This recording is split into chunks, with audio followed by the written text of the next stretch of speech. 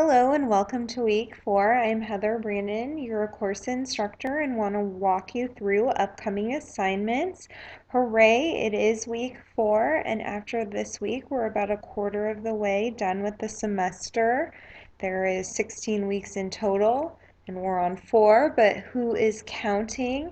You will notice somewhat of a shift in what we're doing. Initially, we were doing a lot of readings and discussion, and now we're actually going to start the field work, the hands-on practice, what I'm sure you'll enjoy the most, and switching to assignments like the weekly assessment plan and reflection, and then also the videos. So a little bit of shift in what we're doing. Let's quickly talk about assignments for the week. There are 2 readings. First, Lipson and Wixon, Chapter 4, both editions. It is Chapter 4. It's about getting started with your student. And then the article, Assessing Motivation to Read. It's an article on titanium, and it actually includes the Motivation to Read profile, or MRP, in that article. For your participation activity, there is no discussion this week. We're going to take a break from those for a little bit, but instead you are going to submit a sample video on titanium, and that is worth 10 points. Our technology guru, Lindsay Rutherford, who is the grad assistant helping us with technology, has typed up directions and is producing a screencast and will be available to provide support if you need it for the video submissions. Other assignments due this week, you have the sample video, which I just mentioned, and we'll walk you through exactly how to do that. And you also have your very first WAPR, Weekly Assessment Plan and Reflection, which should be posted on titanium. Just a plug and a reminder to look at the practicum assessment guide on titanium, because it will walk you through the expectations for each session so you can start to plan ahead for those. This week's focus is the affective domain.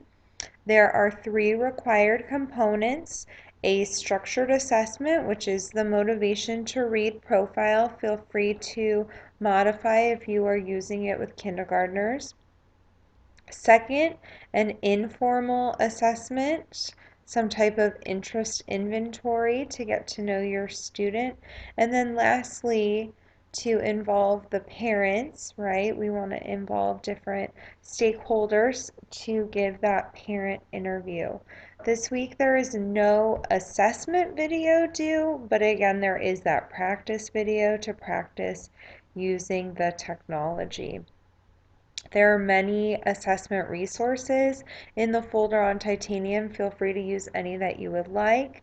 You can also request any results from formal assessments from the family, and then give or administer any other informal assessments. For instance, in your opening activity or launch, you could give an informal assessment. All right, I did put up on titanium in the assignment section at the very, very top a sample of the weekly assessment lesson plan and reflection. Mine is very detailed. I think you have to be when making a sample. I want to try and streamline this assignment as much as possible, so don't feel like you have to write a lot, but you should be hitting all of the pieces. So over here, outlining what it is you're doing and designating how much time that would take. Having your plan for how you're going to actually do that. If it's an assessment, how are you going to break it up? How are you going to modify it for your student? Anything like that. Then typing in the quantitative and qualitative data collected during the session. And then lastly, in the interpretation section, I'm looking for 2 things. First, the interpretation of the results. So this is, specifically the numbers and the anecdotal records, the data. And this is more of, okay, so why is this significant? What does it mean? And then also we want to think about what are the limitations of these results, what might be holding us back from generalizing these results to all students or really having strong confidence in the assessment results. So for example, the parent interview has several limitations, but the biggest one being that this is a self-report and it could be skewed by the parent's perspective, which may or may not be consistent to the student's perspective. So this is the sample, again, to help you complete this assignment. It is a little bit on the wordy side. I don't want this to be a super cumbersome assignment, so feel free to be as concise as possible. But at the end of the day, I want to know that you have a plan and you really thought through your plan and what the session would look like for your learner. Then you collected evidence from many different assessment types, and then you really thought about the broader implications of the data you collected, made some interpretations, noted why the results are significant, and then gave a brief explanation of anything that is a limitation of the assessment results or affecting the validity and reliability of the assessment. So definitely check out the sample to help you. This is all from last week, so hopefully this slide looks familiar.